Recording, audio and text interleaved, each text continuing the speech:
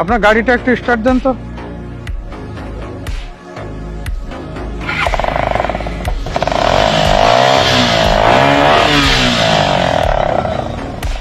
Silencer modify করছেন কেন?